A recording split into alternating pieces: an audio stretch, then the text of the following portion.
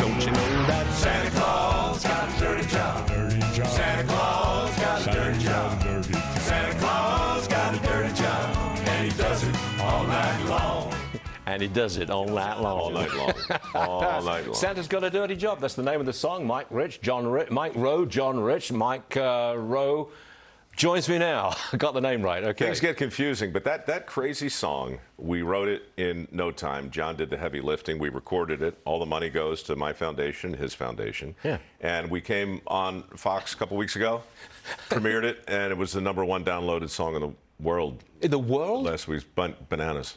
So That's incredible. Look, I mean, ho, ho, ho, right? So sometimes it's an early Christmas present. Thanks, America. But I always said you've got the best voice. It's deep and rich. If only I didn't know you sang. I didn't know you sang. That's how, look, this is a weird industry, and there are a lot of different ways in it, and I needed a loophole because I couldn't get in it in the traditional way. So many years ago, I auditioned for the opera, learned the shortest aria I could find, sang it, and got in. I was 22. And then I got into the other trade unions in this industry, and next thing you know, I'm sitting here with you. You're a bass, not a tenor. That's correct. And definitely not a soprano. Okay, No. got that one. Now then, I want to talk to you about America's changing relationship to work. As you know, we got this report this morning, 11 million Staggering. unfilled jobs. What do you make of this? Well, look, I've seen your show. I'm doing How America Works on Fox Business. We have a front row seat, I think, to something seismic. This is not just an economic problem. It's not just a transactional problem that affects employers and employees. I think it's a matter of national security. And I think 11 million open positions says something fundamental about our country, about our relationship with work. What does it say about our relationship to work? It says that of all the things we're not in charge of, one of the things we can control is the definition of a good job. That's up to us. And when we elevate certain jobs, then we can't help but denigrate others. When we deem some vocations essential, we can't help but tacitly deem others non-essential. When we talk about some forms of education as higher, then we implicitly suggest that everything else is lower or subordinate.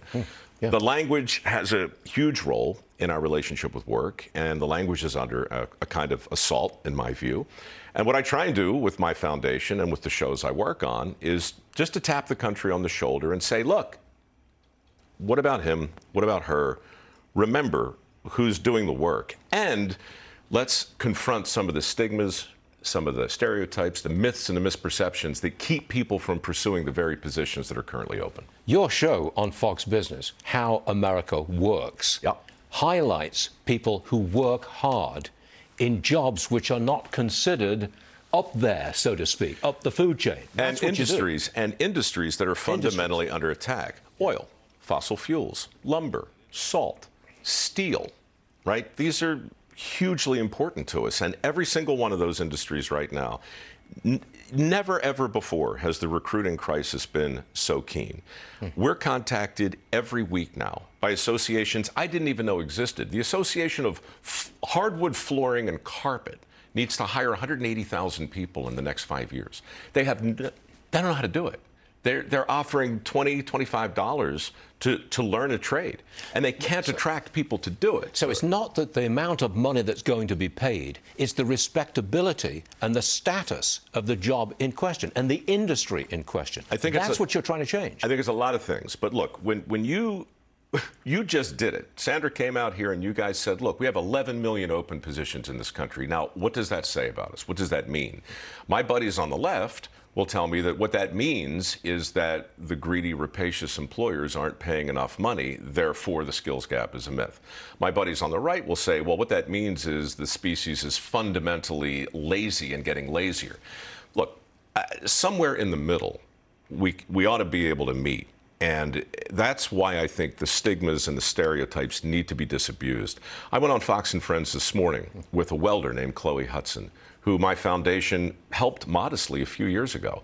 She's making 6 figures a year now welding for Joe Gibbs Aerospace.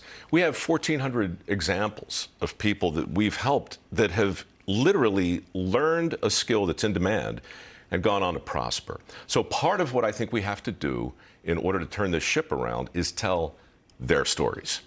And if we don't do that, then we're just shaking our finger and we're just preaching and proselytizing and clutching our pearls. We have to do a more persuasive job of making a case for the opportunities that exist. And if we don't, we're going to have a workforce that is wildly out of balance with itself. That's fascinating, Mike Rowe. That is absolutely fascinating. Every now and then, Stuart, I try and say something either between fascinating or compelling. You never know what you're going to get. Sometimes you're going to get a song because Santa Claus got a dirty job. With a great voice like that, you actually have something to say. That's spectacular, Mr. Rowe. One last point here. The return, Dirty Jobs. It comes back. You've got a whole new series, I think, January? January 2nd. We've been off the air for 10 years. But look, with essential work back in the headlines, shows like Dirty Jobs, shows like How America Works, they matter because they get people thinking about what's important. And look, there we are building a tugboat. There we were, rod busting with construction. It's terrific. Watch it. You'll love it. I'm really proud of the show and the people we feature on. Hats off to you, Mr. Rowe. I think you're a great guy with a great voice, and you've got something to say, which really works.